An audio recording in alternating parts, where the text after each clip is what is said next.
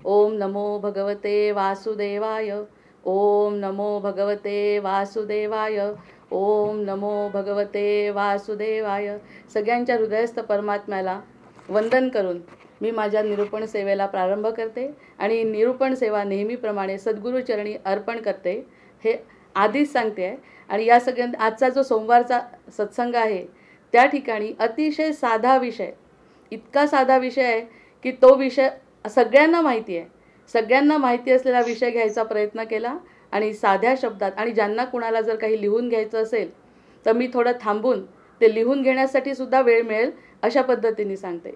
आता या ठिकाणी सदा सर्वदा योग तुझा घडावा, तुझे कारणी देह माझा पडावा. उपेक्षू नको गुणवंता अनंता, रघुनायका मागणे हेची आता. हनुमंतांची कुळवल्ली राममंडपा वेला गेली, श्रीराम भक्तीने फळली. रामदास बोले या नामे, शुका सारिखे पूर्ण वैराग्य जाचे. वसिष्ठा परिज्ञान योगेश्वराचे, कवी वाल्मिका सारिखा मान्य ऐसा. नमस्कार माझा सद्गुरु रामदासा. आहे तू जननी मदीय नकळे अज्ञान मी लेकरू. घाली गे निज प्रेम पेय कर सदा, दूरी नको गे करू. प्रेमे बाहत मुक्त कंठ करुनी, नाही दुजे बंधन.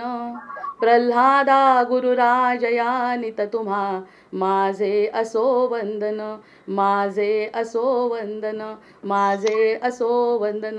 सद्गुरुचरणी नमन करून आजच्या निरूपणाला सुरुवात करते. आपल्याला अतिशय साधी अशी मानसपूजा रोजच्या आपल्या उपासनेमध्ये सद्गुरूंनी दिलेली आहे प्रत्येकालाच. त्यामध्ये म्हटलं आहे, देह देव पाट हृदय संपुष्ट, मध्ये गुरुमूर्ती बैसविली. प्रेमाचं हे पाणी प्रक्षाळिले तुझ, आत्मस्वरूपे सद्गुरुराज. भाव केला गंध भक्तीच्या अक्षत्या, वाहिल्या अच्युता श्री गुरुसी. मन केला मोगरा चित्त केली शेवंती, सत्वाच्या तुळशी अर्पियेल्या. जाळुनी क्रोधधूप उजळुनी ज्ञानदीप, ओवाळू स्वरूप अविनाश. त्रिगुणात्मक वाण केले समर्पण, इच्छेसी भोजन अर्पियेले. तुका म्हणे सेवा देवाभावे एका, पंचप्राण सखा गुरुराव. ओम नमो भगवते वासुदेवाय. श्री गुरुर्मस्तु. रामनामाचा आता आपल्याला जे सद्गुरू मिळाले आहेत ना, ते सद्गुरू असे लाभलेले आहेत, असे रामदास स्वामी लाभलेले आहेत आपल्याला, की ज्यांनी 13 कोटी रामनामाचा जप पूर्ण एकदाच नव्हे पुष्कळदा पूर्ण केला आहे. एकदाच नाही, आपल्याला सांगण्यासाठी सांगतात ते की माझा 13 कोटी जप जर कोणी केला तर रामरायाचं प्रत्यक्ष दर्शन होतं, असं सद्गुरूंची ग्वाही आहे. प्रत्येक वेळी ते सांगतात की 13 कोटी रामनाम जप सद्गुरूंच्या मुखाने जो तुम्हाला सांगितलं आहे तो केला 13 कोटी. म्हणजे ही एक प्रकारची साधना उपासना अशी सद्गुरूंनी सांगितली, ती जर केली तर म्हणे आपल्याला रामाचं दर्शन होत आहे. असं त्यांना सतत दर्शन व्हायचं. सतत रामसहवासात जर आपले सद्गुरू होते तर त्यांनी सांगितलेल्या गोष्टी अगदी आपल्याला ऐकणं हे आपलं परमकर्तव्य आहे. कारण आपल्या जन्माच्या आधी कोणाचं तरी माईक सुरू आहे. आपल्या जन्माच्या पूर्वी भगवंतांनी आपल्याला त्याच्याच अंशरूपामध्ये जेव्हा आपल्याला जन्माला घातलं तेव्हा त्यांनी सांगितलं की तुला माझ्यापाशी यायचं आहे आणि तुझा जो आनंद शोधायचा आहे ना तो फक्त माझ्यामध्ये मिळणार आहे. फक्त एकच गोष्ट मध्ये घडली की जन्मानंतर ताबडतोब आपण मायेमध्ये अडकलो आणि मायेमध्ये अडकल्यानंतर त्या ठिकाणी जेव्हा सद्गुरू भेटतात तेव्हा ती माया आपण बाजूला करू शकतो. त्यामुळे हे जे सद्गुरू बोलतात त्या सद्गुरूंनी सांगितलेल्या गोष्टी तेव्हा खऱ्या होतात. त्याच्यासाठी अगदी वेगवेगळी उदाहरणं आपण बघू. साधी उदाहरणं जर बघितली तर खाडकन आपले डोळे उघडतात. आपल्या सद्गुरूंनी म्हणे 13 कोटी रामनाम जप करा आणि त्यानंतर भगवत प्राप्ती म्हणजे तुमचं जे इष्टदैवत आहे ते प्राप्त होईल. असाच जप करणाऱ्यांना रामाचं दर्शन होईल. म्हणजे आपल्याला जे आवश्यक असं सद्गुरूंचं रूप आहे, रामाचं रूप तुम्हाला दिसेल. हे रामांचंही आश्वासन सद्गुरूंना मिळालं आणि सद्गुरूंनी ते आपल्याला सांगितलं. मग आता हे जर कळलं आपल्याला, हे जर आपल्याला कळलं तर ती भक्ती आहे. जोपर्यंत कळत नाही सांगणारे खूप होते, सांगत गेले, आपण पारायण करत गेलो आणि जपही बरेचदा करत गेलो. जे त्यांनी सांगितलं तशा पद्धतीने जप करत गेलो. पण ते सगळं करत असताना जर मनामध्ये भक्ती आणि प्रेम जर निर्माण झालं नाही, भक्ती आणि प्रेमाचा जर उदय मनामध्ये निर्माण झाला नाही तर सगळ्या उपासना आपल्या वाया तर जाणार नाही, पण ज्या प्रमाणात आपल्याला फळ पाहिजे त्या प्रमाणात मिळणार नाही. कारण आनंदाची, खऱ्या आनंदाची प्राप्ती आपल्याला व्हायला पाहिजे, ते होणार नाही. उपासना पूर्ण होते, या जन्मी नाही पुढच्या जन्मी या उपासनेचा फायदा होईल, पण तात्काळ फळ मिळणार नाही जोपर्यंत आपल्या मनामध्ये भक्ती निर्माण होणार नाही. आणि भक्ती असेल तर सद्गुरू वचन खरे ठरतात. कोणतीही गोष्ट असो, आई वडिलांनी सांगितलेली असो, शिक्षकांनी सांगितलेली असो, शिक्षक अगदी उदाहरण सांगतात समजावून, पण करण्याचं काम आपलं आहे. तसं सद्गुरूंचं पारमार्थिक क्षेत्रात सुद्धा सद्गुरूंनी सांगितलंय, हा ग्रंथ वाचा, हा जप करा, तुम्हाला असं असं प्राप्त होणार आहे, तुम्हाला जे पाहिजे ते प्राप्त होणार आहे. पण जोपर्यंत मनामध्ये भक्तीचा आणि प्रेमाचा किंवा आपली शाश्वतता, निश्चित भक्ती अशी भगवंतावर जोपर्यंत बसत नाही, म्हणजे त्याचं अस्तित्व जाणवत जोपर्यंत नाही, आणि आपल्याला जाणवत नाही हीच खरी माया आहे. आपल्याला भगवंताचं अस्तित्व जाणवत नाही हीच खरी माया आहे. हे रामांचं आश्वासन जरी दिलेलं असलं, सद्गुरूंनी जरी सांगितलं असतं, तरी त्याचं आपल्यावरचं प्रेम जाणवणं हे खूप आवश्यक आहे. जोपर्यंत भगवंत आपल्यावर प्रेम करतो हे जाणवत नाही, तोपर्यंत आपलं भक्ती आणि प्रेम जागृत होऊ शकत नाही. उदाहरणार्थ, जर आपल्याला एखादं दुःख झालं, जर आपल्याला सततच दुःख असतात, दुःखांचे तर आपल्या समोर असे पडलेलेच असतात खच, त्या दुःखामध्ये एखाद्या वेळेस असं वाटतंय की भगवंत काहीच कसा करत नाही, इतके सगळे हत्या होते, इतकं सगळं समाजामध्ये चाललंय, तरी सुद्धा भगवंत हातपाय कसे हलवत नाही, त्यांची मंदिरं फोडतात, तरी सुद्धा जर भगवंत काही करत नाही, मग आपली भगवंतावरची श्रद्धा कमी होते. आणि श्रद्धा कमी झाल्यानंतर भगवंत आपल्याला भेटू शकत नाही. त्याचं आपल्यावरचं असलेलं प्रेम जाणवण्यासाठी आता आपले महाराज किंवा सद्गुरू काय सांगतात, जर आपण त्यानुसार कर्म करूनही कर्म तोच करवून घेतो ही जर श्रद्धा असेल, तरच आपल्याला भगवंताचं प्रेम प्राप्त होईल. मग त्यासाठी वाट पाहणे म्हणजे श्रद्धा. त्यासाठी आपल्याला जे वाटतंय ते व्हायचं असेल तर खूप वाट पाहावी लागते. जितकी वाट पाहता येईल तेवढी वाट पाहायची, पण श्रद्धा कमी होऊ द्यायची नाही. वाट पाहणे म्हणजे श्रद्धा, आणि श्रद्धा म्हणजे समर्पण. तो जसं म्हणतोय तसं वागत असेल तर समर्पण, समर्पण म्हणजे भक्ती, भक्ती म्हणजे प्रेम, प्रेम म्हणजे भाव, आणि भाव तेथे देव.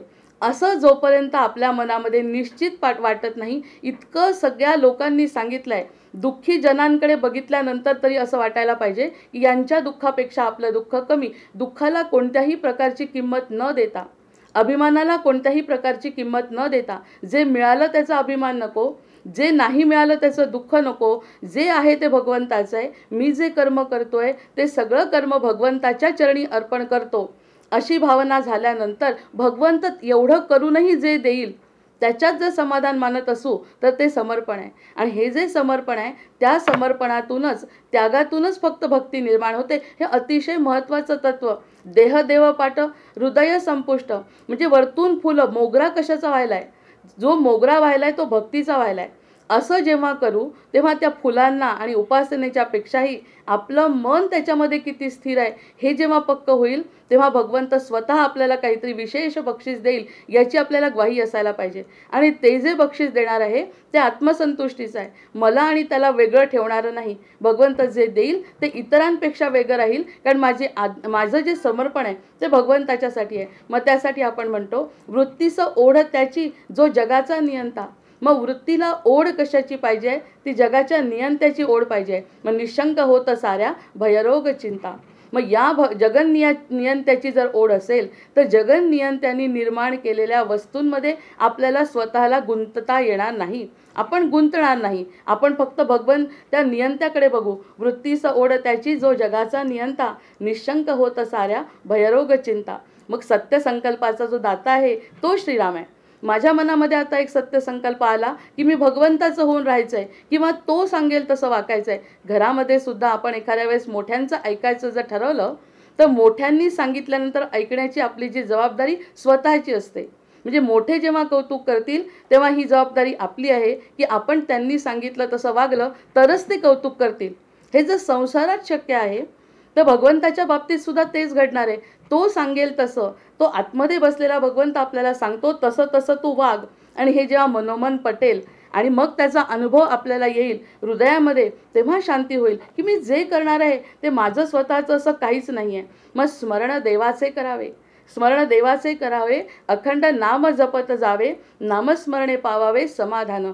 त्यासाठी एकच प्रयत्न करायचा आहे की नामस्मरण हे जे देह देव पाठ हृदय संपुष्ट म्हटलंय, त्या हृदयामध्ये जर भगवंताचं स्मरण करत करत जर आपण अखंड नाम त्याचं घेत राहिलो. आता त्याच्यासाठी उदाहरणं इतकी छान सोपी सोपी दिली आहेत त्यांनी, की हे असं नाम घेणं सुद्धा कठीण नाही आहे. नित्यनेम प्रातःकाळी, सकाळी उठायचंय, सकाळी नाम घ्यायचंय. नित्यनेम प्रातःकाळी, माध्यान्हकाळी, सायंकाळी, नामस्मरण सर्व काळी करीत जावे. आता नामस्मरण सर्व काळी करीत जावे असं जेव्हा म्हणतो, मग आम्ही आमचे कामधंदे सगळे सोडून द्यायचे का?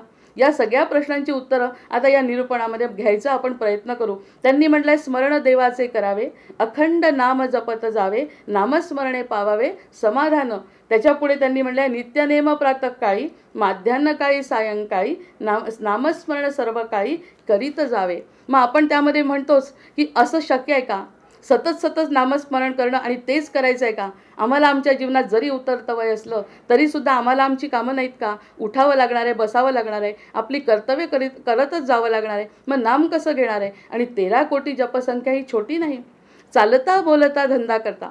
मग त्यावरती उत्तर दिलंय त्यांनी, चालता बोलता धंदा करता, खाता जेविता सुखी होता, नाना उपभोग भोगिता, नाम विसरव नये. जे काही तुम्ही करताय, चालता बोलता, तुम्ही चालताय, बोलताय, फिरायला जाताय, बसमध्ये बसले आहे, प्रवासाला जाताय, घरात आहे, झोपायच्या आधी, झोप लागण्याच्या पूर्वी सतत नामस्मरण करायचं आहे. मग ह्याला वेगळा वेळ असा लागणारच नाही आहे. जे म्हटलंय सकाळी, नित्यनेम प्रातःकाळी, माध्यान्हकाळी, सायंकाळी, म्हणजे तुम्ही जे जे कराल त्यावेळी तुम्हाला नामस्मरण करायचं आहे. कोणत्याही प्रकारचं अवडंबर न करता मनातल्या मनात नामस्मरण करायचं आहे. ती जपसंख्या मोजायचीही गरज नाही. ती जपसंख्या माळ करून हातामध्ये माळ घेण्याची सुद्धा गरज नाही. पण सतत बॅकग्राऊंडला जर सतत रामनाम, जे काही सद्गुरूंनी दिलेलं नाम आहे ते सतत घेण्याची सवय करावी. सरळ त्यांनी उत्तर दिलंय, चालता बोलता धंदा करता. याहून सोपं काय असू शकतं? तुम्ही चालताय, बोलताय, तुमच्याकडे कुणी आलंही जरी असेल तरी त्यांच्याशी बोलत असताना सुद्धा आतल्या मनात, अंतर्मनामध्ये सतत नामस्मरणाची स्मरण ठेवावं. खाता जेविता सुखी होता, नाना उपभोग भोगिता, नामस्मरण विसरो नये. सगळे उपभोग घेत असताना नामस्मरण विसरायचं नाही. हा एवढा साधी गोष्ट त्यांनी या ठिकाणी सांगितली आहे. म्हणजे आपल्याला जो वेगळा वेळ काढावा लागतोय, सकाळी उठून करायचं आहे, दुपारी उठून करायचं आहे, अर्धा तासच झाला आणि त्या अर्ध्या तासामध्ये जेव्हा आपण जप करतो तेव्हा सुद्धा मन इकडे तिकडे सैरवैर होतं. त्या सगळ्या गोष्टी आता दूर होणार आहे. कारण जे करू त्यामध्ये नामस्मरण करायचं आहे. इतका साधी गोष्ट त्यांनी या ठिकाणी आपल्याला सांगितली आहे. संपत्ती अथवा विपत्ती, ज्या ठिकाणी आपल्याजवळ संपत्ती असेल, श्रीमंती असेल, विपत्ती असेल, जैसी पडेल काळगती, जशी काळगती पडेल, नामस्मरणाची स्थिती सांडोच नये.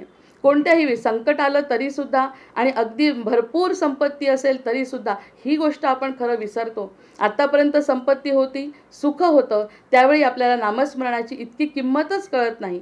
एकदा का दुःख भोगलं, एकदा का दुःख आलं, एकदा का सावली जीवनामध्ये आली की मग ऊन जेव्हा लागतं तेव्हा सावलीची किंमत जशी कळते, तसं दुःख आल्यानंतर तरी किमान सुखाची किंमत आपल्याला कळते. मग ही जी संपत्ती होती तेव्हा केलं नाही, पण आता यानंतरचा जो काळ येईल, जेव्हापासून सद्गुरूंनी सांगितलेलं आपल्याला जर पटायचं असेल की भक्ती म्हणजे भगवंताची कृपा, हे जर जाणवायचं असेल, फक्त भगवंतच माझा आहे, इतर कोणीही त्याच्या मागे आहेत सगळेजण, हे जेव्हा लक्षात येतं तेव्हा संपत्ती अथवा विपत्ती जैसी पडेल काळगती, नामस्मरणाची स्थिती सांडूच नये. कोणत्याही परिस्थितीमध्ये नामस्मरण सोडता कामा नये. मग त्यासाठी कोणत्याही प्रकारचं अवडंबर करण्याची गरज नाही. मग आता एक अतिशय सुंदर महत्त्वाचा बदल सांगितला या निरूपणामध्ये सांगायचा प्रयत्न करते की नामस्मरण हे शारीरिक कर्म नसून, आपण शरीराने करतो ती साधना करतोच आहे, पण नामस्मरण हे शारीरिक कर्म नसून तो अंतःकरणाचा धर्म आहे.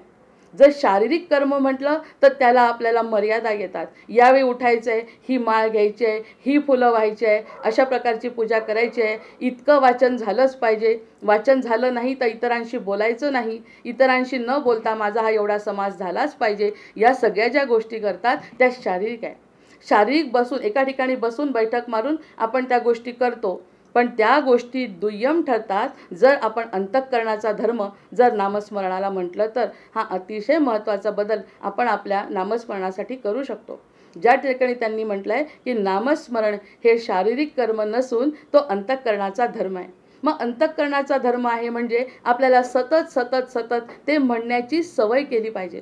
कधीही ती गोष्ट विसरता कामा नये. आता बोलत जरी असलो आपण, जरी काहीही करत असलो तरी मागे श्रीराम जय राम जय जय राम जो ध्वनी आहे तो मनामध्ये निर्माण व्हावा.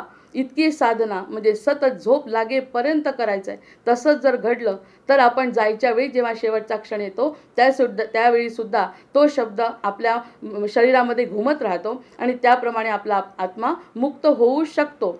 मग नामस्मरण हे शारीरिक कर्म नाही, तर नामस्मरण तो अंतःकरणाचा धर्म आहे. त्यामुळे कोणत्याही परिस्थितीत आपण नामस्मरण करू शकतो.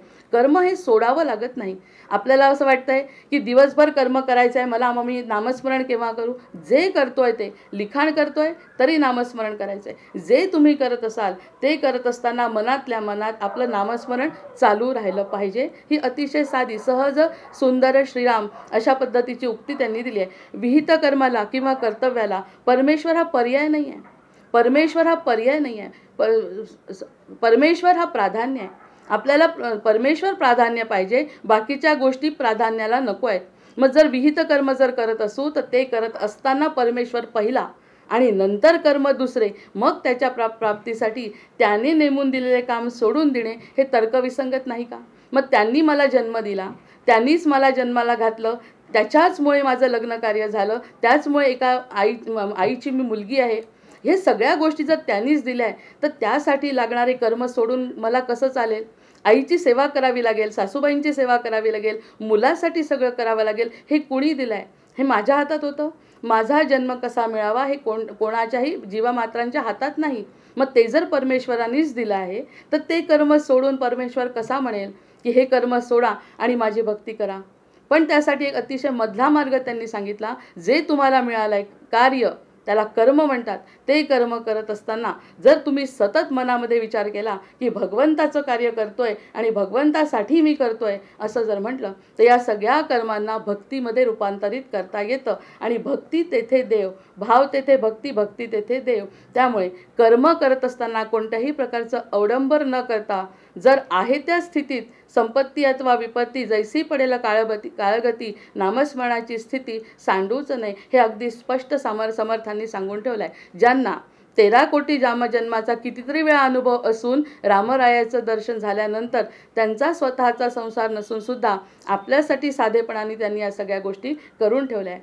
की धर्मापेक्षा या ठिकाणी आपल्याला शारीरिक कर्म करायचं नाही आहे. आपल्याला अंतःकरणाचा जो धर्म आहे, प्रेम करणे हा आपला स्वभाव आहे. आणि हे जे प्रेम करायचं आहे ते भगवंतावर करायचं आहे. त्यांनी जे दिलं आहे, एखादा अपंग मूल जन्माला येतं, अपंग मूल आल्यानंतर त्याला आपली गरज आहे. मग ते अपंग मुलाची सेवा करणे सुद्धा भगवंताचं कार्य आहे. एखादा चांगला मुलगा जन्माला येतो, त्याला सुद्धा व्यवस्थित शिकवणे, त्याला त्याच्या मार्गी लावणे हे सुद्धा आपलं देवानी दिलेलं कार्य आहे. ते करत असताना फक्त हे जे काही दिलं आहे, हे जे काही मिळालं आहे सुख दुःख ते भगवंतानी दिलं आहे याची जाणीव खरंच आपल्याला नसते. अज्ञानी जीव जे म्हणतो, अगदी जन्माला आल्यापासून ह्या गोष्टीची आपल्याला अजिबात कल्पना नसते. आपल्याला असं वाटतं हे सगळं घडत असतं. माया ही अतिशय कठीण आहे समजणं. या मायेमध्ये जीव जेव्हा गुरफटतो तेव्हा हे भगवंताचं आहे हे कळत नाही आणि प्राधान्य भगवंताला द्यायचं आहे हे जर कळलं तर नामस्मरण सोपं होईल. ते करतोय त्यातच नामस्मरण केलं पाहिजे. माझं हे प्रत्येक कर्म जे आहे ते भगवंताच्या इच्छेने घडत आहे असं म्हणायचं. आता यानंतर जे काही घडत आहे, यानंतर जे काही मला करायचं आहे ते सगळं भगवंताची इच्छा आहे. एखादी मोठी गोष्ट ठरवली आणि झाली नाही, ती सुद्धा काहीतरी माझ्या कल्याणाचीच असेल, ती झाली नाही, ही श्रद्धा दृढ होणे म्हणजे भगवंताची भक्ती आहे. गोष्ट करायला गेलो आणि झाली नाही, गोष्ट करायला गेलो आणि ती गोष्ट पूर्ण झाली तर भगवंतावर भक्ती बसते. पण ती कशी असते? त्या गोष्टीपुरती मर्यादित असते. कारण ती गोष्ट भगवंतांनी पूर्ण केली म्हणून तो माझा आहे असं आपण म्हणतो. पण गोष्ट झाल्यानंतर नाही झाली तरीसुद्धा ती गोष्ट माझ्या कल्याणाची त्याला माहिती आहे. त्या ईश्वराला सगळं माहिती आहे की माझ्या कल्याणाचं काय आहे. तरीसुद्धा माझी श्रद्धा न ढळणे आणि नामस्मरण करत राहणे हे अतिशय मोठं समर्पण भगवंताला अपेक्षित आहे. आणि कोणालाही समर्पणच आवडतं. कोणावरही प्रेम करणं, भक्ती करणं, समर्पण हे सगळ्यांना आवडतं. आणि त्यातल्या त्यात भगवंत हा अनंत कोटी ब्रह्मांडाचा नायक आहे. त्यामुळे एखादा जीव जर त्याच्याकडे वळला आणि त्याचं कौतुक करू लागला, हे सगळं जे काही दिलं आहे ना ते सगळं तुझं देणं आहे, आता मला जाणवलं आहे की माझ्यामध्ये जे काही अंश आहे तो तुझा आहे असं जेव्हा म्हटलं, हे जे काही घडतं आहे ते सगळं तुझ्या सत्तेने घडतं आहे हे जरी म्हटलं तरी हे नामस्मरण आहे. दुसऱ्या कोणत्या नामस्मरणाची गरज नंतर पडणार नाही. जर आपण म्हटलं हे जे काही घडले ते दुःख सांभाळून घेण्याची ताकद मला भगवंतानी दिली असं जरी म्हटलं तरी आपल्याला समजेल की हे सगळं सत्तेने त्याच्या घडतं आणि नुसतं म्हणायचं नाही, अगदी अनुभव घ्यायचा त्याचा. आणि अनुभव घेतल्यानंतर जेव्हा काहीतरी वेगळं मिळेल तेव्हा बाकी आपल्याला समजेल की देवाला काय इच्छा होती, मला काय करायला हवं होतं आणि मी काय करत होती. म्हणजे पूर्ण समर्पणात्मक निश्चयात्मक बुद्धी झाल्याशिवाय भगवंत दिसू शकत नाही. मग त्या 13 कोटी रामनामाचा अर्थ असा पण आहे, जे काही करत असाल ते सतत जर केलं तर 13 कोटी ही संख्या कमी पडते. यापेक्षाही कितीतरी वेळा, कारण 24 तास आपल्याजवळ असतात, त्यातला किती वेळ जपला आपला मनापासून होतो त्याचा जर आपण अर्थ काढला तर आपला कितीतरी पट जास्त होऊ शकतो आणि भगवंत प्राप्त होऊ शकतो. मग या सगळ्या गोष्टी किती सोप्या करून सांगितल्या आहेत त्यांनी आणि त्याच्या कृपेने घडत असल्यामुळे अखंड आठवण त्याची ठेवणे याला नामस्मरण म्हणतात. त्याची भगवंताची आठवण सतत ठेवायची. भगवंत तू आहे, देवा तू आहे, देवा तू आहे, हे मला जाणवतं आहे, हा आनंद मला मिळतो तो तुझ्यामुळे मिळतो आहे, जे काही आहे ते सतत माझं तुझ्यामुळे घडतं आहे, असं जी आठवण आहे ते स्मरण आहे. आणि ते स्मरण म्हणजे नामस्मरण घडू शकतं. स्मरण इकडे आपण स्मरण म्हणत असताना ते स्मरण म्हणजे आठवण काढणे हे सुद्धा आपल्या लक्षात येत नाही जोपर्यंत गुरुकृपा होत नाही. गुरुकृपा अशी झाल्यावर कळतं की स्मरण म्हणजे देवाला पुढे आठवायचं आहे, देवाला आठवल्यानंतर त्याला नमस्कार करायचा आहे मनापासून. एकदा जरी मनापासून नमस्कार केला, देवाची द्वारी उभा क्षणभरी, मग एक क्षणभर जरी अशा पद्धतीने आपण उभं राहिलो तर 13 कोटीचा संकल्पापेक्षाही ताबडतोब आपल्याला भगवंत दर्शन देऊ शकतो. हे कलियुगाचा महिमा आहे. त्यानंतर नामस्मरणामध्ये स्मरण हा शब्द अतिशय महत्त्वाचा आहे, जो आपण विसरतो. नामस्मरण करत असताना जप करा सांगितलं की लागलीच जपसंख्या किती होते. 108 मण्यांची माळ कधी संपते, इतकी भराभर माळा ओढतो की त्या माळेमध्येही आपलं लक्ष नसतं आणि त्या माळ ज्याच्या नावाने ओढतो त्याच्यामध्ये सुद्धा आपलं लक्ष नसतं. आपला स्वतःचा अनुभव आहे. पण त्या ठिकाणी स्मरण महत्त्वाचं असल्यामुळे एक माळ ओढली, एक मणी जरी ओढला तरी राम आपला समोर आला पाहिजे. मग आपला 108 होऊच शकत नाही. जर आपल्या अशा पद्धतीने स्मरणयुक्त जर जप करायचा असेल तर 108 इतक्या लवकर होऊ शकत नाही. एक वेळ राम दिसल्यानंतर त्याचं कौतुक, त्याचा पितांबर बघितला, त्याची माळ बघितली, त्याचे डोळे बघितले, जे आपल्याला आवडत आहेत ते बघत सगुण रूपाचं दर्शन घेत जर आपण स्मरण करत जर जप केला तर म्हणून नामस्मरणामध्ये स्मरण हा शब्द अतिशय महत्त्वाचा आहे. आणि स्मरण म्हणजे आठवण शरीराने करायची नसते. शरीराने आठवण, रामा तुझी आठवण येते, रामा तुझी आठवण येते, हे म्हणून होणार नाही आहे. त्या ठिकाणी प्रत्यक्ष मनामध्ये त्याची मूर्ती जर निर्माण होत असेल आणि जेव्हा होईल तेव्हा, घाई कसली आहे, आतापर्यंतचा वेळ नाही तरी वायाच गेला आहे. अशी साधना करत करत एखाद्या वेळेस तरी ती मूर्ती आपल्याला दिसेल. मूर्तीच्या रूपाने का होईना ते रामदर्शन आपल्याला होईल. केव्हा? जर आपण स्मरण करत असू त्याचं तरच होईल. कारण शरीराने केलेला जप कुणालाच मान्य नाही. शरीराने जरी केलं आणि मन जर दुसरीकडे फिरत असलं तर त्या जपाला कुणीही किंमत देत नाही. कारण भाव तेथे देव. ज्या ठिकाणी भाव नाही त्या ठिकाणी काहीच नाही. मग आता यामुळे हातामध्ये जपमाळ आहे आणि मन जर इतर ठिकाणी भरकटत असेल, असा कितीतरी जप आपण केला आहे. आपण म्हणतो इतका जप झाला, इतकी पारायण झालं, कितीतरी वेळा झाला आहे आपला असा जप, पण म्हणून अजूनपर्यंत आनंद का मिळत नाही याचं कारण स्मरण हा शब्द जोपर्यंत समजत नाही. स्मरणाने भगवंत भेटतो. सतत त्याचं स्मरण करले. आता मला तो कर्मे फिरे, कबीर म्हणतायत मला तो कर्मे फिरे, जीव फिरे मुख माही, मनवा तो दश दिशा फिरे, कबीर ये सुमिरन नाही. जर मनवा दश दिशेला फिरत असेल तर कबीर म्हणतो हे सुमिरन नाही. कारण मनामध्ये तुमच्या देव नाही आणि माळेवरती हात फिरतोय असं जर असेल तर हे नामस्मरण भगवंताला पोहोचत नाही. करू नका असं म्हणत नाही. यांनी आणखी एकदा जन्म घ्यावा लागेल. पुढच्या जन्मी ह्याची साधना पूर्ण होईल. तेव्हा स्मरण म्हणजे काय ते सद्गुरू पटवतील आणि नंतर पुन्हा स्मरण केल्याशिवाय भगवंत भेटणार नाही, कोणत्या तरी जन्मात कळेल. मग हे जर असं इतकं साधं आहे तर याच जन्मात आपण हा प्रयत्न का करू नये, असा जर आपल्याला अर्थ काढायचा असेल सद्गुरूंच्या वचनांचा. म्हणून त्यांनी म्हटलं देव देह पाठ हृदय संपुष्ट मध्ये गुरुमूर्ती बैसविली. या उलट प्रत्येक कर्म जर ईश्वरार्पण बुद्धीने आपण करायचं ठरवलं तर नामस्मरण ठरू शकतं, हे समर्थ स्वतः म्हणतात. जर प्रत्येक गोष्ट ईश्वराला स्मरण करायची आहे, कोणतीही गोष्ट आपण ईश्वराला विसरून करायची नाही, स्मरणात राहायचं, असं जर केलं तर ते कर्मसुद्धा नामस्मरणामध्ये गणल्या जाऊ शकतं, इतकी ग्वाही ते देतात. नामस्मरणाची हातात माळ आहे तर कबीर म्हणतात हातामध्ये माळ असून जर मन तुमचं भरकटत असेल तर ते आम्ही मानणार नाही, म्हणजे देव मानणार नाही. आणि या ठिकाणी म्हणतात कर्म करतोय पण कर्म करत असताना सुद्धा जर बुद्धी त्याची स्थिर असेल आणि स्मरण करत असेल तर ते कर्मसुद्धा आम्ही नामस्मरणामध्ये गृहीत धरल्या जाईल आणि भगवंत खुश होतील. आता सावतामाळी म्हणतायत, कांदामुळा भाजी अवघी विठाई माझी, मिरची आणि कोथिंबिरी ही माझी पंढरी. याचा अर्थ आपण जर असा काढला की त्यांनी स्वतःचा माळ बगीचा सावरत असताना ते जे काही काम करत असतात, कांदा मुळा भाजी हे करत असताना त्यांनी विठाईचं दर्शन, त्यांना तर एकदा म्हणाले म्हणे की चला आपल्याला विठ्ठल दर्शनाला जायचं. जमत नव्हतं त्यांचं जाणं, पण त्यांनी सांगितलं जे लोक येतील वारकरी त्यांना माझ्या या बगीच्यातलं मी त्यांना अन्न खाऊ घालीन, माझी ही विठाई इथेच आहे असं जेव्हा त्यांनी म्हटलं तर विठ्ठलाचा तर लाडका भक्त होता तो. या उदाहरणावरून आपल्याला सगळं समजतं की तिथे जाणं, कोणत्याही प्रकारची कर्म करणं ह्यापेक्षा जे करतोय त्या ठिकाणी आपल्याला भगवंताची प्राप्ती होऊ शकते. हे सावतामाळ्यांनी सांगितलंय. कांदा मुळा भाजी अवघी विठाई माझी, मिरची आणि कोथिंबिरी ही माझी पंढरी. माझी जी मिरची आणि कोथिंबीर माझ्या बगीचात निघते आहे त्यामध्येच मला विठाई दिसते. असं कर्मसुद्धा त्याचा नामस्मरणामध्ये बदल झाला. याचा अर्थ आपण अगदी काढू शकतो की आता आपल्याला वेगळं काहीही करायची गरज नाही. जे काही करत असतो त्यावेळी फक्त भगवंताची आठवण करायची. संत एकनाथ सुद्धा तसंच म्हणतात, हरिबोला येता. किती सोप्या गोष्टी आहेत त्यांच्या सगळ्या. एकत्रित अभंग आपण सगळ्या महाराजांचे का ऐकतोय की जेणेकरून प्रत्येकजण तेच म्हणताय जे एक प्राधान्य द्यायचं आहे. हरिबोला येता, हरिबोला जाता, हरिबोला उठता, हरिबोला बसता. यामध्ये अगदी कठीण काहीच नाही. हरिबोला येता, हरिबोला जाता, हरिबोला उठता, हरिबोला बसता, हरिबोला देता, हरिबोला घेता, हरिबोला भांडता, हरिबोला तांडता, हरिबोला दळता, हरिबोला कांडिता. आता ह्या शब्दांमध्ये मुद्दाम उदाहरणं देत जातात संत. ती दळता कांडताना सुद्धा हरिस्मरण केलं आहे. तर हरी स्वतः येऊन मदत केली आहे त्यांना. आता आपल्याला मदत जरी नाही केली, आपल्याला आनंद जरी त्यांना आतला आनंद जरी मिळाला तरी ते भगवंताचं रूप आहे. मग नामस्मरणाची एक नवीन व्याख्या आपल्याला जर वाटत असेल तर आपण काढू शकतो की मन ज्या ठिकाणी आहे त्या ठिकाणी भगवंत प्रगट होतो. मग हरी बोलता भांडण करताना सुद्धा हरी आहे. कारण हरीचं नाव घ्यायचं आहे आणि नंतर एखादी गोष्ट सांगायची आहे तर ती गोष्ट सुद्धा हरीला मान्य आहे.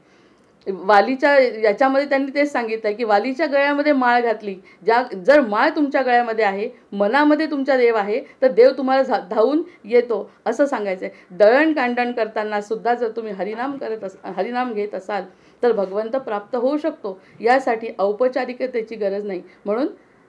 म्हणून हरिभक्ती हा अंतःकरणाचा भाव आहे, शारीरिक कर्म नाही. मग कितीही शारीरिक कर्म आपण देवाच्या नावाने केले, अगदी देवालयाला दान दिलं, अगदी लाख रुपये दिले, माझ्या बँकेतून काढून 2, 4, 5 लाख रुपये जरी दिले तरी ते चांगलं काम होणार आहे, दुसऱ्या लोकांना त्याचा फायदा होणार आहे. पण आपलं जे कल्याण आहे ते पूर्ण कल्याण अशा कार्यातून होऊ शकत नाही. शारीरिक कर्मातून आपलं कर्म पूर्ण होऊ शकत नाही. कर्मच जर ईश्वराच्या चिंतनात केलं तर ते ईश्वरापर्यंत पोहोचते. जसं पुंडलिकाचं उदाहरण देतात की पुंडलिक भगवंताजवळ गेला नाही, पुंडलिकाने आईवडिलांची सेवा केली आणि आईवडिलांची सेवा करत असताना देव स्वतः त्याच्याकडे आला आणि तेच ते मंदिर आहे. म्हणजे या पद्धतीने त्यांनी सोडून देवाजवळ गेला नाही. त्यांनी जे कर्म करत होता, हरीचं नाव घेत होता आणि आईवडिलांची सेवा करत होता. या सगळ्या उदाहरणांवरून आपल्याला स्पष्ट जाणवतं की भाव जर आपला निर्माण झाला तर ती भक्ती आपली हरीपर्यंत पोहोचते. आणि भक्ती म्हणजे समर्पण हीच गोष्ट प्रत्येक संतांना सांगायची आहे. मग काही कर्मात मनाची एकाग्रता मात्र आवश्यक असते. आता यासाठी प्रत्येकजण असं उदाहरण विचारतात की असं जर म्हटलं तर आमच्याच्याने शक्य नाही. आमची काही कामं अशी असतात की ज्या ठिकाणी आम्हाला मनाची एकाग्रता करावी लागते ते कर्म करत असताना. मग ते कर्म करत असताना जसा एखादा व्यक्ती बँकेमध्ये आहे, बँकेमध्ये व्यवहार करायचा आहे, त्याला स्वतः कॅशियर आहे आणि पैशाचा व्यवहार करायचा आहे त्याला 12 ते 4 पर्यंत. मग त्यावेळी त्याला मनाची एकाग्रता पूर्ण पैशामध्ये पाहिजे. जर त्यांनी पैशामध्ये मनाची एकाग्रता केली नाही तर त्याचा व्यवहार चुकू शकतो. जे हरिभक्ती करत करत व्यवहार चुकवायचा हे कोणत्याही देवाला मान्य नाही. मग त्याच्यावर काय उपाय? आमची अशी काही कर्म असतात की ज्या ठिकाणी मन आमचं देवामध्ये काही स्थिर करू शकत नाही. ते काम करत असताना त्या ठिकाणी आमचं मन लागलं पाहिजे, हे कंपल्शन आहे. मग असं असताना आम्ही काय करायचं? मग त्यावेळी पुन्हा त्याच्यावरती सुद्धा उत्तर देतात. असं आहे का 10 वाजता जर तुमची बँक सुरू होते तर बँकेमध्ये त्या खुर्चीवर बसायच्या पूर्वी आज दुपारपर्यंत जोपर्यंत माझं काम करतो आहे ना तोपर्यंत मी तुझं स्मरण करतो आणि माझ्या कामाला सुरुवात करतो असं देवाला म्हणायचं. वाटल्यास एक छोटासा फोटो आपल्या कॅबिनवर ठेवायचा आणि सांगायचं, देवा आता 12 ते 4 पर्यंत मला कोणत्याही प्रकारचा वेळ मिळणार नाही, कारण माझं हे कर्म अतिशय उत्तम प्रकारे मला करायचं आहे, कारण मला याच्याशिवाय दुसरा इलाज नाही आहे. असं जेव्हा म्हटलं आणि त्याला जे काही करतोय ते सगळं तुझ्या स्मरणात तुझ्यासाठी, आता एकदा तुझं नाव घेतो, नंतर माझं बँक संपल्यानंतर किंवा माझं जे कठीण काम आहे ते संपल्यानंतर मी तुझी आठवण ताबडतोब करीन, पण तोपर्यंत मी तुझं नावसुद्धा घेणार नाही. असं सांगितलं तर ते सुद्धा कर्म म्हणे देवाला प्राप्त होतं, कारण देव त्या गोष्टीकडे लक्ष ठेवून असतो. जसं त्यांनी सांगितलं की मरणाच्या वेळी जर मी बेशुद्धावस्थेत गेली, मला शुद्ध राहिली नाही, तर माझं इतकं दिवसाचं घेतलेलं वाया जाईल का? देव म्हणतो तू बेशुद्धावस्थेत जरी झाली, तू गेली आहे, मी थोडी. मी तुझ्या सतत पाठीशी राहीन, मी स्वतः तुला घेऊन जाईल, त्याची चिंता तू करू नको. त्यासाठी एवढ्या दिवसाची साधना करणं आवश्यक आहे.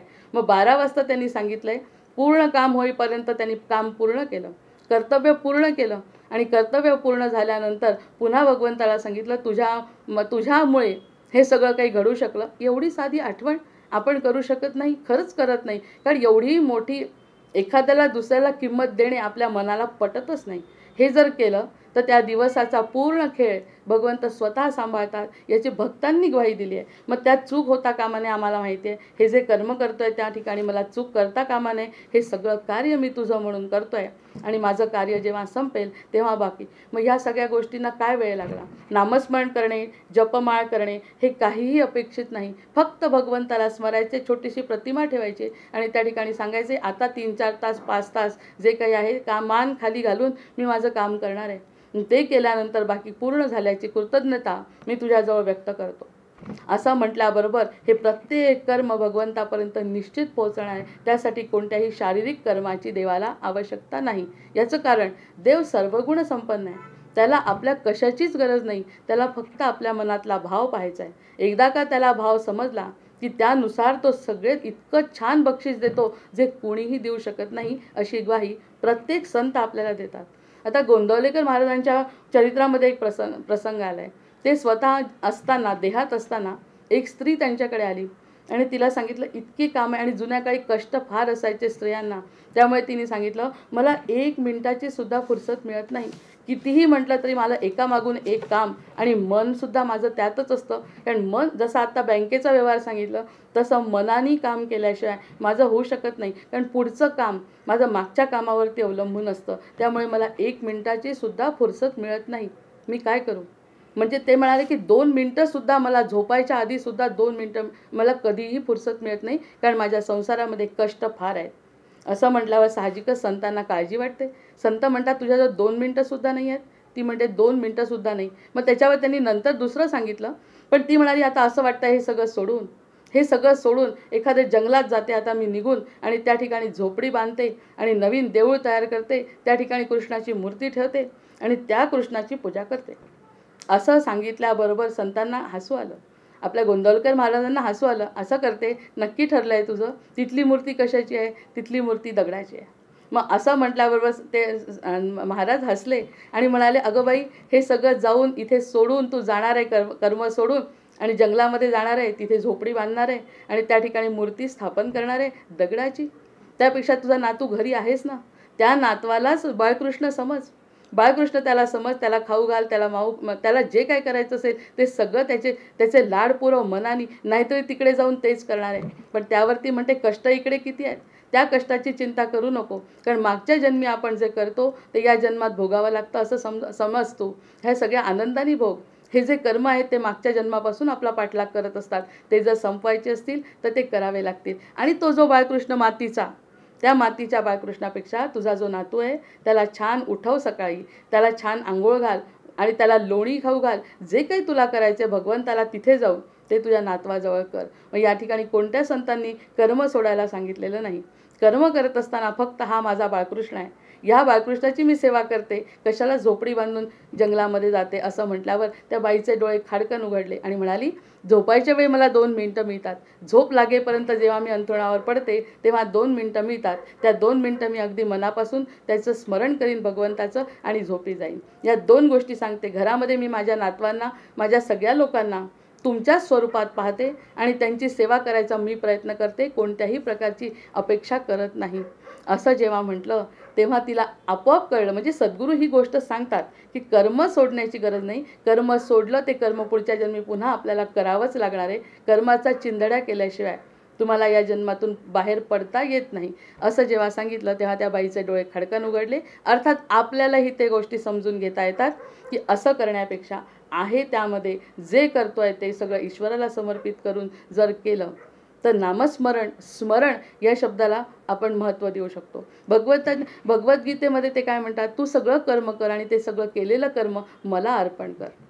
तुझं केलेलं कर्म करायला नाही म्हणतच नाही. कर्म कर आणि कर्म जे करतो ते फक्त करत असताना आधी म्हण कृष्णा तुझ्यासाठी, आणि जे काही केलंय, जे काही घडलंय, जे काही मला मिळालंय ते सगळं तुला.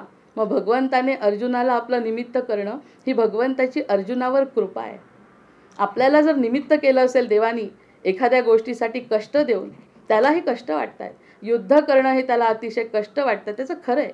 तो सत्वगुणी असल्यामुळे त्याला या गोष्टी खऱ्या वाटतात. ह्या लोकांशी मी कसा युद्ध करू. मग तसंच आपलं हे जे दुःख आहे ते आपल्याला खरं वाटतं. त्यावेळी म्हणतात मी तुला निमित्त करतो. तुला जर माझी सोबत हवी असेल तर तुला हे करत असताना तुला मी निमित्त करतो. आणि अर्जुनाला निमित्त करणे ही खरं म्हणजे त्याच्यावरती भगवंताची असलेली कृपा आहे. म्हणजे एखादं दुःख येत असेल, जसं त्या बाईच्या जीवनामध्ये आलं, जसं सावतामाळींनी सांगितलं, जसं सगळ्या कबीरांनी सांगितलं, जर दुःख येत असेल आणि त्या दुःखाच्या वेळी जर भगवत प्राप्ती करायची असेल तर ती आपल्यावरती कृपा आहे हे आधी लक्षात घेतलं पाहिजे. जे काही घडत आहे ते कृपेने घडत आहे आणि ही कृपा त्याला जाणवणे. आपल्यावरती कृपा म्हणजे भगवंतानी आपल्याला आपलं म्हणणं हे समजलं म्हणजे गुरुकृपा आहे. नाहीतर तोपर्यंत आपण सतत दोष देतो. या सगळ्या गोष्टी जर आपल्या जीवनात घडल्या तर या सगळ्या दोष देत भगवंताला सुद्धा सोडत नाही. याला असं कसं काही वाटत नाही की आम्हाला असा त्रास होतोय, हे नाही जेव्हा वाटत आणि आपल्याला भगवंत आवडायला लागतो, भगवंताला आपण प्राधान्य देतो, असं जर घडलं तर ती गुरुकृपा आहे. आणि तेव्हा हा जो अभंग आहे सुरुवातीचा की देह देव पाट तो खरा होतो. तर मला जे वाटतंय ते युद्धकर्म जर भगवंताच्या अनुसंधानात शक्य आहे. जर एवढं मोठं युद्धकर्म झालंय, गीता मोक्षदा जयंती आणि गीता जयंती आहे मोक्षदा एकादशीला, त्या ठिकाणी आपल्याला आणखी जाणवेल की युद्धकर्म करायला लावतोय, एवढा मोठा नाश भगवंत करायला लावतोय अर्जुनाला निमित्त करून. मग एवढं सगळं करणं सुद्धा जर अनुसंधानात शक्य आहे, स्वतः कृष्ण समोर बसले आहेत आणि त्याला सारथ्य करतायत आणि त्याला सांगतायत कर्म कर, आणि कर्म केल्यानंतर फक्त एकच कर की ते सगळं जे काही घडलं आहे ते मला समर्पित कर. मग एवढं सगळं युद्ध, हा बँकेचा व्यवहार, हे आबाईचा संसार, या सगळ्या गोष्टी भगवंताच्या साक्षीने झाल्या. त्या ठिकाणी आपल्या स्वतःचं कोणतंही मत न मांडता तो जे करतोय ते करू दिलं तर बाकी या सगळ्या गोष्टी, संसार शक्य नाही का? या सगळ्या गोष्टी करत असताना संसारसुद्धा तशाच पद्धतीने शक्य नाही का? असं या ठिकाणी नामस्मरणाचं महत्त्व आहे की ज्या ठिकाणी स्मरण करत करत एखादी कृती केली तर ती नामस्मरण घडते. आता नामस्मरण गोरा कुंभाराचं उदाहरण तर खूपच छान आहे की ज्या ठिकाणी तो इतका नामस्मरणामध्ये तल्लीन होतो की त्याचा मुलगा स्वतः त्या मातीमध्ये येतो आणि मरून जातो, त्यासुद्धा त्याला माहिती नाही आहे. हे आता कर्माच्या विरुद्ध उदाहरण आहे की ज्या ठिकाणी मन अति तल्लीन झालं, की ज्या ठिकाणी कर्माला महत्त्व राहिलं नाही, त्यावेळी बाकी भगवंत स्वतः त्याची काळजी घेतो. कारण आतापर्यंत त्यांनी माझं इतकं नामस्मरण केलं आहे, त्याची मला आता भेट देण्याची वेळ झाली, त्यामुळे त्या मुलाला तो पुन्हा जिवंत करतो. म्हणजे एक तर कर्म करण्यासाठी निमित्त करतो, नाही तर त्याचं काहीतरी चांगलं देण्यासाठी निमित्त करतो. पण भगवंताचं अस्तित्व सतत आपल्यासोबत असतं. या सगळ्या गोष्टींवरून आपल्याला नरहरी सोनार जसं म्हणतो, परमेश्वराचं समजून सोनाराचं काम नरहरी सोनार करतो. तो म्हणतोय की हे जे काम आहे ना सोनार, जो सगळ्यात म्हणतात की भाच्याला सोडत नाही, नातवाला सोडत नाही सोनार पैसे घेतल्याशिवाय, आणि 1 तोळा काहीतरी ते त्यांचं खाल्ल्याशिवाय सोडत नाही. पण असा सोनारसुद्धा म्हणतोय देवा तुझा मी सोनार आहे, मी जे काही सोनार काम करणार आहे ते सगळं देवा तुझ्यासाठी करणार आहे, असं जेव्हा म्हणतो तर हा सोनारसुद्धा नामस्मरणाचा एक असा आयकॉन ज्याला म्हणतो आपण तसा ठरतो की जेही कराल ते सगळं माझं आहे. सेना नावही तसाच आहे. नंतर या हजाम जातीचा असल्यासुद्धा तो सुद्धा म्हणतो सजन कसाही आहे की ज्या ठिकाणी स्वतः असे व्यवहार करत असताना सुद्धा तो स्वतः देव म्हणतोय की मला त्या ठिकाणी जायचं आहे ज्या ठिकाणी माझं नामस्मरण होत आहे. तो तर किती वाईट व्यवसाय करत असतो, पण या वाईट व्यवसायांना, शारीरिक कृत्यांना भगवंत महत्त्व देत नाही. हे अतिशय वेगवेगळ्या गोष्टीतून आपल्याला समजतं. म्हणजे नामस्मरण, माळ करणे, पारायण करणे ह्यापेक्षा मन जर देवामध्ये तल्लीन केलं तर या सगळ्या, आता कागद अनेक असतात पण रुपयांच्या नोटावर, बाकी जर कागद आपण बघतोय पण ती रुपयाची नोट का म्हणतो आपण? कारण की त्याच्यावरती गव्हर्नरची सही असते. मग तसं आपण कर्म कोणतंही का करेना, पण जर आपण भगवंताला समर्पित केलं तर त्यावर भगवंताची सही येते आणि ते कर्म त्याला समर्पित झाल्याबरोबर त्याची सगळी काळजी स्वतः भगवंत घेतात, कारण त्यांना ती घ्यावी लागते. योगक्षेमम महामयम ही सगळी गोष्ट जर आपल्याला पटली तर कर्माला भगवत प्रभक्ताची जोड दिली म्हणजे कर्माचा दर्जा बदलतो. जे आपण करतोय त्याचा दर्जा बदलतो आणि तेच कर्म पूजा ठरते. देवाच्या सख्यत्वासाठी आता हे म्हणतात, देवाच्या सख्यत्वासाठी पडाव्या जीवलगाच्या तुटी, सर्व अर्पावे शेवटी प्राण तोही वेचावा. असं करत असताना हळूहळू जीवलगांच्या तुटी म्हणजे संसारातून मुक्त होणे, मनाने. शरीराने मुक्त होण्याची गरज नाही, हे तर त्यांनी सांगितलंच आहे की शरीराने मुक्त न होता आहे तितके देवाचे ऐसे वर्तणे निश्चयाचे, मूळ तुटे उद्वेगाचे घेणे रीती. अशा पद्धतीने मूळ जे उद्वेगाचं आहे ते तुटून जातं, कारण आपल्याला वाटतं ही संकल्पनाच मनामध्ये राहत नाही जेव्हा, तेव्हा भगवंत स्वतः उभे राहतात. मग यासाठी समर्थ रामदास स्वामींनी 13 कोटीचा जप जो सांगितलाय तो केला तर शक्य आहे, पण ते करणं कलियुगामध्ये शक्य नाही, कारण कर्माला महत्त्व स्वतः भगवंतांनी गीतेमध्ये सांगितलं आहे. त्यामुळे असं करत असताना सुद्धा वेगवेगळ्या संतांचे उदाहरण घेऊन जर आपण बघितलं तर कुणालाही भगवत प्राप्ती, आनंदाची प्राप्ती, स्वचं लक्षण आपण कोण आहोत हे समजू शकतं, हे बाकी निश्चित. याच्यासाठी आई असते, आई अति काम, अशी दुःखाचे उदाहरणं देत असताना मला एक दोनदा माझ्या ह्यांनी सांगितलं होतं की आई कामात असते आणि सारखं मूल रडत असतं. मूल रडत असताना आई म्हणते, बेटा रडू नको. एखादं खेळणं त्याच्या हातामध्ये देते आणि ते मूल थोडा वेळ थांबतं आणि नंतर थोड्या वेळाने त्याचं त्या खेळातलं लक्ष संपलं, खेळण्यातलं लक्ष संपलं की ते पुन्हा रडायला लागतं. आई त्याला पुन्हा दुसरं खेळणं देते, ते थोडा वेळ थांबतं. अशा 2-3 खेळण्यांपर्यंत होतं, पण शेवटी म्हणतो आई या खेळणी नको, म्हणजे आणखी जोरात भोकाड पसरतं, आई फक्त मला तूच पाहिजे. म्हणजे या सगळ्या संकटातून आपल्याला विचार केला, एक खेळणं दिलं, या संसारातली ही गोष्ट दिली, या संसारातली ती गोष्ट दिली, थोडा वेळ बरं वाटलं आणि खरं जे आत्मवृत्ती आपली जागृत होते, नाही आता मला फक्त भगवंतच पाहिजे, आता या छोट्या खेळण्यांमध्ये माझं लक्ष रमणार नाही, असं जेव्हा म्हणतो आई म्हणजे आई, मग आई त्याला धपाटा मारते. अरे बाबा माझं काम चाललं आहे, मी वेगळी आहे, मी रिकामी आहे का, मी तुला आता कसं सांभाळू शकते, तिला धपाटा मारते. तो धपाटा म्हणजे आपलं खरं संकट असतं. जेव्हा आपण भगवंताकडे बघतो तेव्हा एक आणखी कठीण परीक्षा भगवंत घेतो, कारण जेव्हा त्या मार्गाकडे वळतो तेव्हा पटकन तो स्वतःला सिद्ध करत नाही, तो आणखी परीक्षा घेतो. जशी आई त्या मुलाला धपाटा मारते, बाबा खेळणं दिलंय, तू चूप का राहत नाही, तो म्हणतो आई 2-3 झाले, आता मी राहणार नाही, आता मला फक्त तूच पाहिजे. असं जेव्हा तूच पाहिजे म्हणते तर एक धपाटा मारते. तो धपाटा म्हणजे आपली खरी शेवटची परीक्षा. त्या परीक्षेत तो म्हणतो, आई हा धपाटाही जरी खाल्ला तरी आई तू मला जवळ घे, तू काम करते ते काय मला माहिती नाही, पण तो धपाटाही मी खायला तयार आहे, या खेळण्यामध्ये माझं लक्ष नाही, मला ही खेळणी नको, आता तू म्हणजे तूच पाहिजे. अशी जेव्हा अवस्था भक्ताची किंवा व्यक्तीची होते, संसारातल्या जीवाची होते, ती अवस्था भगवंताला अपेक्षित आहे आणि ते स्मरण आहे. मग त्यावेळी बाकी आईचं स्मरण, आई दिसली पाहिजे, आईच पाहिजे, इतर काहीही नको. मग आता म्हणतात मला तूच हवी आहे, हा विवेक आहे, मला फक्त तूच हवी आहे. विवेक कसा शिकवला आहे समर्थांनी, आई फक्त मला तूच हवी आहे, खेळणं नको. म्हणजे खेळण्याला आपोआप दूर केलं आणि आईला जवळ केलं, तो विवेक. आणि कोणतंही खेळणं नको हे वैराग्य. मग विवेक आणि वैराग्य एकत्र आणायचं असेल, हे विवेक आणि वैराग्य एकत्र का आणतोय आपण, जेणेकरून भगवंताचं स्मरण होईल. जसं त्या मुलाला आईचं स्मरण होत आहे की मला खेळणं नको, तसं या संसारामध्ये मला हे नको आहे, आता मला हे नको म्हणजे वैराग्य, आणि मला फक्त तू हवी आहे हे विवेक. मला फक्त तू हवी आहे. विवेक म्हणजे निवड करणे. कुणाची निवड केली आता संसाराची निवड न करता मी भगवंताची निवड केली. भगवंत हवासा वाटणे ही माझी निवड. हा निवड म्हणजे समर्थांचा विवेक आहे. आणि वैराग्य काय, या सगळ्या गोष्टींमध्ये नावड निर्माण होणे. हे काम करत असताना, खेळणं खेळत असताना ते खेळण्यातलं लक्ष माझं उडणे आणि माझं लक्ष खेळत असताना सुद्धा आईकडे लागणे, जसं देवाकडे लागणे म्हणजे वैराग्य. भगवंताखेरीज मला कोणतीही गोष्ट नको असं वाटणे म्हणजे वैराग्य. मग भगवत प्राप्तीच्या आड येणारे सर्व अडथळे नाकारले जातात जेव्हा, तेव्हा बाकी भगवंताचं स्मरण होतं.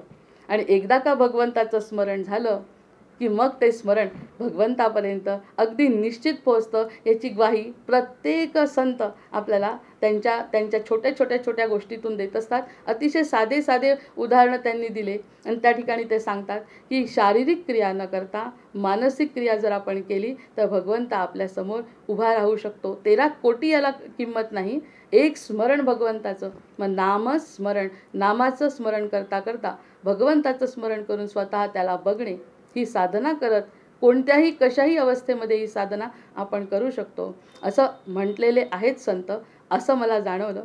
हे सांगण्याची माझा आजचा प्रयत्न सद्गुरूंना समर्पित करते. जय जय रघुवीर समर्थ. जय जय रघुवीर समर्थ. जय श्री कृष्ण ताई. आज आपण नामस्मरण कशा पद्धतीने केलं पाहिजे, कर्म करत असताना परमेश्वराचं चिंतन मनामध्ये ठेवून दृढ संकल्पानं आपलं कर्म करावं. परंतु जितका वेळ आपल्याला भगवंताच्या नामाची सुट्टी पाहिजे ते अगोदर भगवंताला सांगावं आणि मग आपण आपल्या कामामध्ये रत व्हावं. म्हणजे त्या कामाचा वेळ सुद्धा भगवंताच्या स्मरणात धरला जाईल.